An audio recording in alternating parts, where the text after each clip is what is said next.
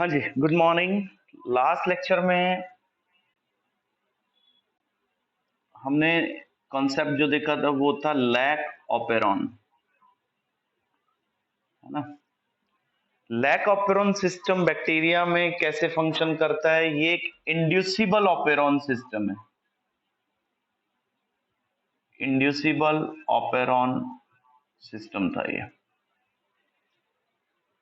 Inducible operon system कैसे work कर रहा था कि जैसे सबस्ट्रेट सेल में एंटर कर रहा था, सबस्ट्रेट लाइक लैक्टोज, तो डीएनए एक्टिवेट हो रहा था और ट्रांसक्रिप्शन स्टार्ट हुई थी। जैसे दोबारा बताता हूं मैं आपको, जैसे ये सिस्टम था बच्चों, लैक ऑपेरॉन सिस्टम में जैसे ये 3 स्ट्रक्चरल जीन थे यहाँ पे, उसके साथ ये रेगुलेटर जीन,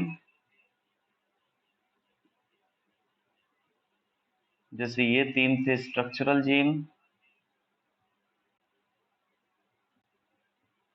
ये था ऑपरेटर और ये था प्रमोटर जीन।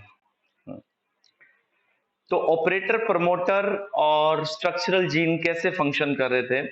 तो जैसे हमने उसमें देखा था कि फर्स्ट जीन था लैक ए, लैक वाई और लैक जेड।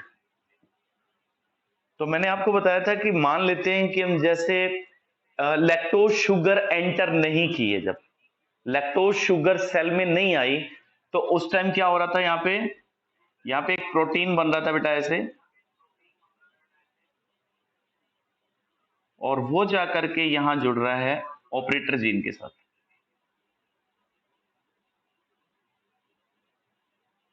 और ये सिस्टम क्या हो गया था? ऑफ।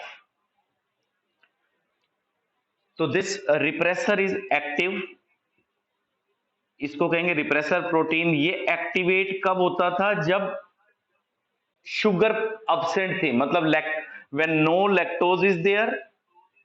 मतलब जैसे ये बैक्टीरिया बच्चों, इसने अभी लैक्टोज नहीं खाई है, इसमें लैक्टोज नहीं गया है, तो इसके अंदर ये डीएनए बंद रहेगा, ये फंक्शन करेगा ही नहीं, क्योंकि बैक्टीरिया या बॉडी ये चाहती है कि डीएनए तभी एक्टिवेट हो जब रिक्वायर्ड हो। अदरवाइज एनर्जी वेस्ट करने से क्या फायदा? अगर 24 आवर्स ही एक्टिवेट रहेगा तो कैसे काम चलेगा? तो अब एक्टिवेट कैसे होता है सिस्टम? सिस्टम एक्टिवेट ये ऐसे होता है कि जैसे ही बाहर से शुगर आती है, which one? Lactose. As this lactose get combined with this repressor, जैसे ये इससे आके जुड़ेगी यहां पे, ये तो ये इस साइट पे नहीं जाएगा। जब साइट पे नहीं जाएगा तो सिस्टम ऑन हो जाएगा। सिस्टम ऑन होने का मतलब क्या है? यहाँ पे यहाँ स्विच थोड़ी है कि जैसे बटन ऑफ कर दिया ऑन कर दी। यहां सिस्टम ऑन होने का मतलब है कि आरएनए पॉलीमरेज एंजाइम जो रिक्वायर्ड है फॉर द ट्रांसक्रिप्शन, वो यहां से कंबाइन करने के बाद आगे ट्रांसक्रिप्शन कर सकता है। बीच में अगर ये रिप्रेसर जुड़ जाता है तो ये आगे मूव ही नहीं करता, और मूव नहीं करता तो ये यहां पे आगे एंजाइम्स नहीं बनते, प्रोटीन नहीं बनता, और एंजाइम्स नहीं बनते तो लैक्टोज को कन्वर्ट नहीं करवा सकते ग्लूकोज प्लस गैलेक्टोज में। ये हमने लास्ट लेक्चर जो पहले पिछले लेक्चर में जो टॉपिक पढ़ा था वो मैंने आपको रिवाइज करा दिया कि लैक ऑपेरॉन सिस्टम तभी एक्टिवेट होगा जब लैक्टोज शुगर एंटर करती है सेल में। ये अदरवाइज जब लैक्टोज खत्म हो जाएगी, फिनिश हो जाएगी, तो ये सिस्टम ऑटोमेटिकली ऑफ हो जाएगा। अब हम चलते हैं दूसरे सिस्टम पे। तो मैंने शुरू में आपको बताया था कि बैक्टीरिया में ऑपेरॉन सिस्टम को हमने 2 पार्ट में डिवाइड किया था, inducible and repressible. This system is inducible. Now the second is repressible operon system.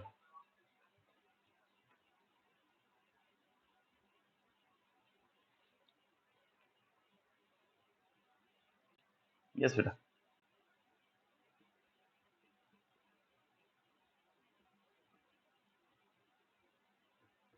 Repressible operon,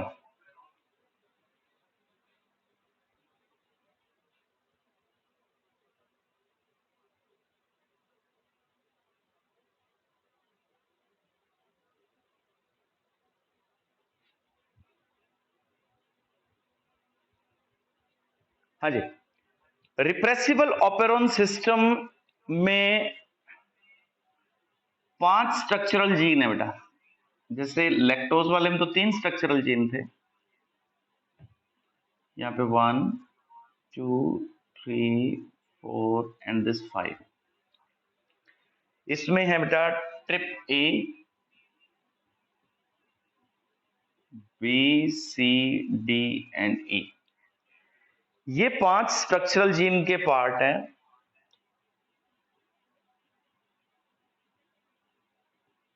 अब इस ऑपेरॉन सिस्टम का अल्टीमेट पर्पस क्या है? ये सिस्टम है एनाबॉलिक। वो पिछला सिस्टम था कैटाबॉलिक, ऑपेरॉन जो इंड्यूसिबल था। कैटाबॉलिक का मतलब सबस्ट्रेट को ब्रेक डाउन करना था। पिछला सिस्टम ये था कि सेल ये कर रही थी कि लैक्टोज को ग्लूकोज प्लस गैलेक्टोज में कन्वर्ट कर रहे थे। अब सेकंड सिस्टम है रिप्रेसिबल, ये है एनाबॉलिक। इस सिस्टम का अल्टीमेट पर्पस है कि एंजाइम्स बनेंगे और इन एंजाइम से रॉ मटेरियल से ट्रिप्टोफैन सिंथेसिस होगा बेटा। इसमें ये रॉ मटेरियल से सिंथेसाइज कर रहा है ट्रिप्टोफैन। तो इस सिस्टम का अल्टीमेट पर्पस ये है कि सामान बने। तो ये सिस्टम ऑफ कब होगा? ये सिस्टम ऑफ जब होगा जब ये मटेरियल की कॉन्सेंट्रेशन हाई हो जाएगी। मतलब जब ट्रिप्टोफैन ज्यादा होगा, जब रिक्वायरमेंट पूरी होगी है सेल की और ट्रिप्टोफैन नहीं चाहिए तो सिस्टम ऑफ। जब ट्रिप्टोफैन कम हो जाएगा तो सिस्टम ऑटोमेटिकली ऑन हो जाएगा।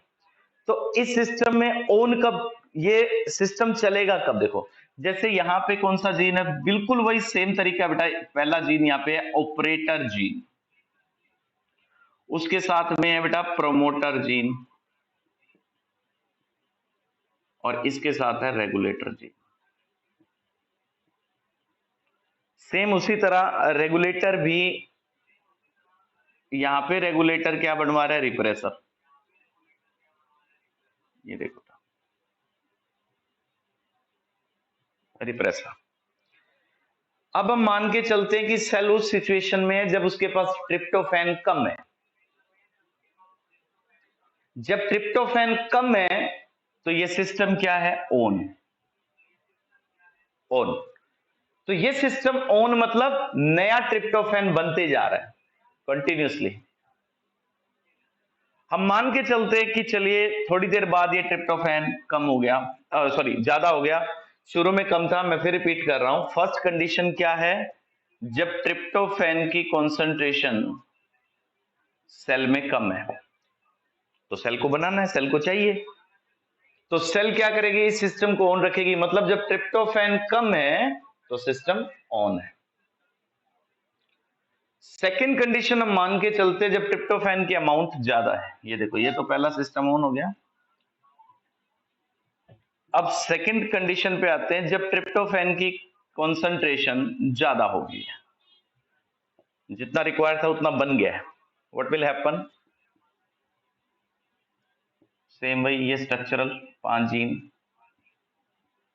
उसके बाद में यहाँ पे ऑपरेटर, प्रमोटर, रेगुलेटर। जब ट्रिप्टोफैन की कॉन्सेंट्रेशन हाई है सेल के अंदर तो सेल ये रिप्रेसर बनाएगी।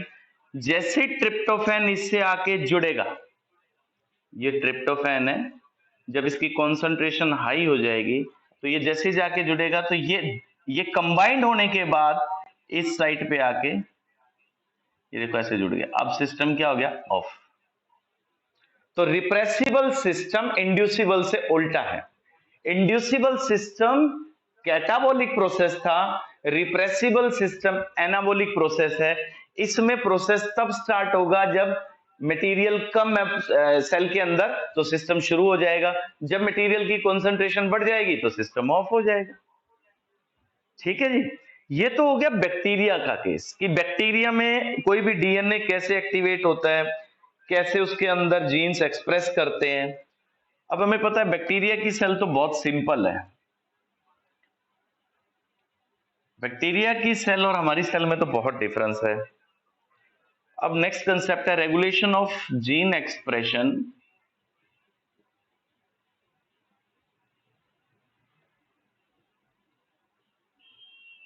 In eukaryotes. यूकैरियोटिक सेल्स के अंदर सिस्टम कैसे चलता है? अब हमारे पास भी स्ट्रक्चरल जीन तो हैं, ऑब्वियसली रेगुलेटर भी हैं, प्रमोटर भी हैं, बट फिर वो एक्टिवेट कैसे होते हैं, वो कैसे काम करते हैं? हाँ जी, तो हमारे पास इस तरह सिंपल सिस्टम नहीं है कि जैसे लैक्टोज आया डीएनए स्टार्ट हो गया, जैसे ट्रिप्टोफैन बन गया तो सिस्टम ऑफ हो गया, नहीं बना तो फिर ऑन हो गया। हमारे पास सिस्टम काफी कॉम्प्लेक्स है। हमारे पास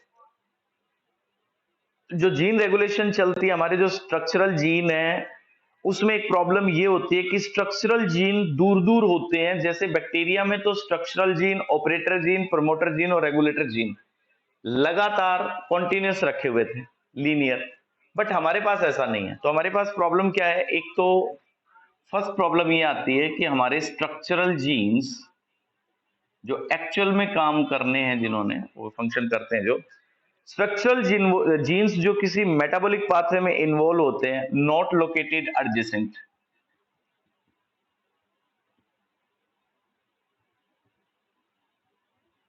बैक्टीरिया में तो बहुत आसान था कि एक ही पास रखे हुए इजिली प्रोसेस स्टार्ट हो जाता है।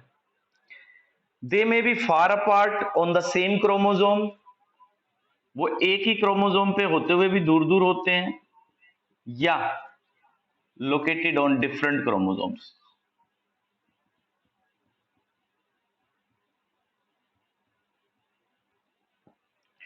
सेकंड है बेटा, हमारे पास जो स्ट्रक्चरल जीन होगा, अब बैक्टीरिया के पास तो बहुत छोटा सिस्टम है, उसके पास तो अपन का जैसे कि ये 3 लैक्टोज के लिए जी स्ट्रक्चरल जीन है, और जैसे 5 जीन है ट्रिप्टोफैन के लिए, रिप्रेसिबल वाले। बट हमारे पास ऐसा है कि डीएनए जहां पड़ा है, जैसे ये डीएनए है, और हम कहते हैं जी ये एक जीन का डीएनए, एक पर्टिकुलर फंक्शन के लिए, तो ये सारा डीएनए हो सकता है टोटल डीएनए से जो एमआरएनए बनता है उसका कुछ सिस्टम काम ही ना आ रहा हो, नॉन कोडिंग रीजन हो। तो एक्सोन और इंट्रोन्स हमारे स्ट्रक्चरल जीन में दोनों पार्ट हो सकते हैं, एक्सोन्स एंड इंट्रोन्स।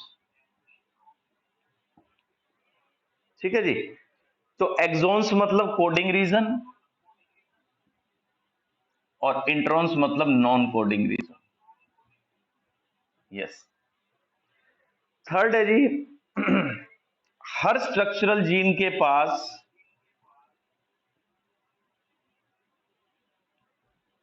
जरूरी नहीं है कि उसका खुद का प्रमोटर जीन हो, नो ओन प्रमोटर जीन्स। तो ये डिफरेंस है हमारे और बैक्टीरिया के अंदर।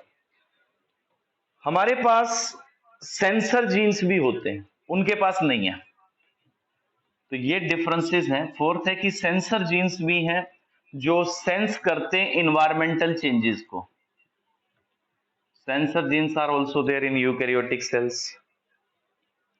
हमारे पास साइलेंसर जीन्स भी होते हैं जो किसी प्रोसेस को ऑफ कर सकते हैं, साइलेंस कर सकते हैं। तो इट मींस हमारा सिस्टम टोटली डिफर करता है फ्रॉम द बैक्टीरिया। जीन्स हमारे अंदर फिर एक्टिवेट कैसे होते हैं? हमारे अंदर जीन्स जो एक्टिवेट होते हैं उनके लिए मैसेज कैसे आता है, कैसे वो स्टिमुलेट होते हैं, तो अभी तक रिसर्च चल रही है बेटा। तो कुछ केसेस में हमें पता लगा है कि इन्वायरमेंट भी रोल प्ले करता है जीन्स को एक्टिवेट करने में। तो हमारे पास कुछ जीन्स ऐसे हैं जिनमें इन्वायरमेंट रोल प्ले कर रहे हैं, इन्वायरमेंट चेंजेस की वजह से जो जीन्स है वो एक्सप्रेस होते हैं, और जैसे कुछ केमिकल्स हैं, वो केमिकल्स भी अफेक्ट करते हैं जीन्स की एक्सप्रेशन के ऊपर। तो हमारा सिस्टम कॉम्प्लेक्स है as compare to the prokaryotic cells. तो आप एक ही फैक्ट पे नहीं कह सकते बैक्टीरिया की तरह कि लैक्टोज आएगा तो जीन एक्टिवेट हो गया, लाइक ट्रिप्टोफैन खत्म हो गया तो जीन एक्टिवेट हो गया, ऐसा नहीं है। हमारे जीन एक्सप्रेशन में इन्वायरमेंट का, कुछ इंटरनल फैक्टर्स का भी बहुत इंपॉर्टेंट रोल है। अब एक बहुत इंपॉर्टेंट बात बेटा, housekeeping genes. Housekeeping genes बहुत इंपॉर्टेंट है, ध्यान देना।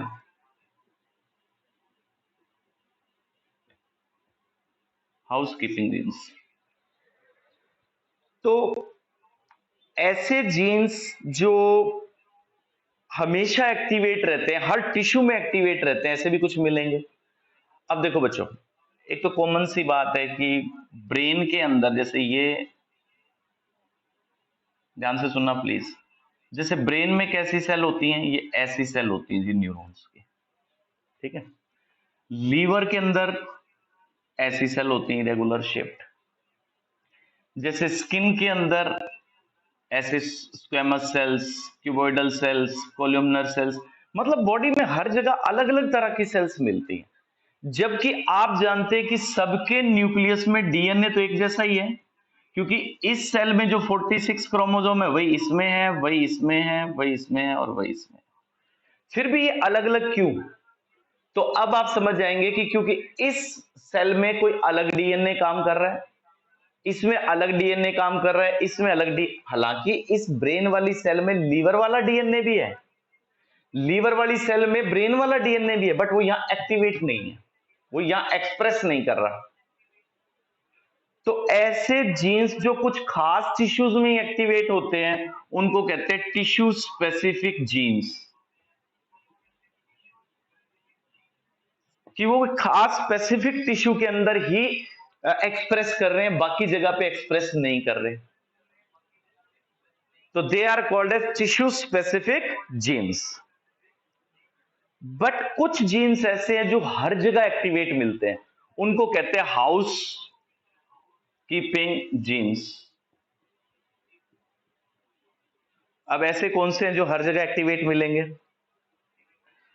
हाउस कीपिंग जीन्स वो होते हैं, जैसे फॉर एग्जांपल जो सेल के अंदर बेसिक एक्टिविटीज कराते हैं, जैसे जो साइटोस्केलेटन बनवाते हैं, सेल के अंदर के जो प्रोटीन है स्केलेटन के वो बनवा रहे हो, जो राइबोसोम्स को बनवा रहे हो। अब देखो, राइबोसोम आपको लीवर में भी मिलेगा, ब्रेन वाली सेल्स में भी मिलेंगे, स्किन में भी मिलेंगे। इट मींस राइबोसोम के लिए जो जीन रिस्पॉन्सिबल है वो हर टिश्यू में एक्टिवेटेड है, समझ गए आप? तो ऐसे जीन्स जो हर टिश्यू में एक्सप्रेस कर रहे हो, they are known as housekeeping jeans.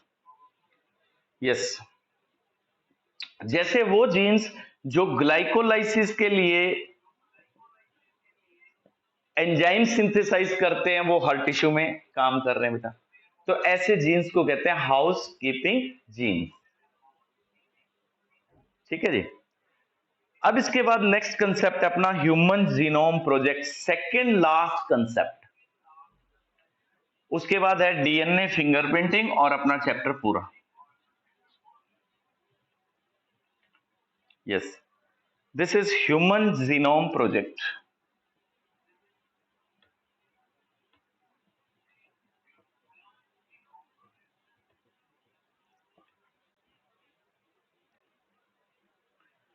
अब शुरू से ही हम चाहते हैं कि हमारा जो ह्यूमन का डीएनए है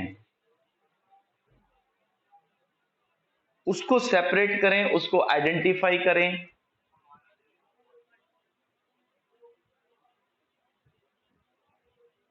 ये प्रॉब्लम आई कि अगर आप एक आदमी का डीएनए सेपरेट करते हैं और उसको ऐसे ड्रॉ करते हैं यूं, तो आप अगर ऐसे किसी पर्सन का डीएनए को अगर आप सेपरेट करके और उसको ड्रॉ करेंगे, तो आपको इसके लिए करीबन 3300 नोटबुक्स चाहिए एक पर्सन के लिए, जिसमें हर बुक के अंदर, हर नोटबुक के अंदर 1000 पेजेस हों और पर पेज पर 1000 लेटर्स का स्पेस हो, एक पर्सन के डीएनए को सेपरेट करने के लिए। क्योंकि हमारे पास कितने बेस पेयर्स हैं टोटल? 10⁻⁹, 3 × 10⁻⁹। इतने बेस पेयर्स को जब आप लीनियर ऑर्डर में राइट करेंगे तो you need 3300 notebooks with 1000 page, each with the 1000 pages and each page with 1,000 letters. तो इतना लॉन्ग डीएनए को ड्रॉ करना एक बहुत टीडियस प्रोसेस है, टीडियस प्रोसेस है बेटा, और इसकी कॉस्ट बहुत ज्यादा है। मतलब इसमें एक बेस पेयर के ऊपर अगर हम एक्सपेंसेस काउंट करें तो अप्रोक्सीमेटली सिंगल बेस पेयर के लिए $3 का खर्चा आ जाएगा बेटा। तो इसलिए जब ये प्रोजेक्ट स्टार्ट हुआ तो यूं लगा कि ये इतना कॉस्टली प्रोजेक्ट है और इसके लिए इतने सारे पैसे लगाने पड़ेंगे और टीडियस प्रोसेस है। तो बाद में ये प्रोजेक्ट जो है ये कैसे इजी हो गया कि हम ये सारी जो इंफॉर्मेशन है इसको हम सॉफ्टवेयर में लोड करें, तो फिर ये इजी हो जाएगा ना, हमें नोटबुक्स वगैरह नहीं चाहिए, इतना ड्रॉ नहीं करना पड़ेगा और ये थोड़ा प्रोसेस इजी हो जाएगा। तो ह्यूमन जीनोम प्रोजेक्ट में हम कैसे जीनोम को, डीएनए को सेपरेट करेंगे, कैसे उस इंफॉर्मेशन को एनालाइज करेंगे, ये सब कंसेप्ट हम नेक्स्ट लेक्चर में पढ़ेंगे। नेक्स्ट लेक्चर में आपका चैप्टर कंप्लीट हो जाएगा बच्चों।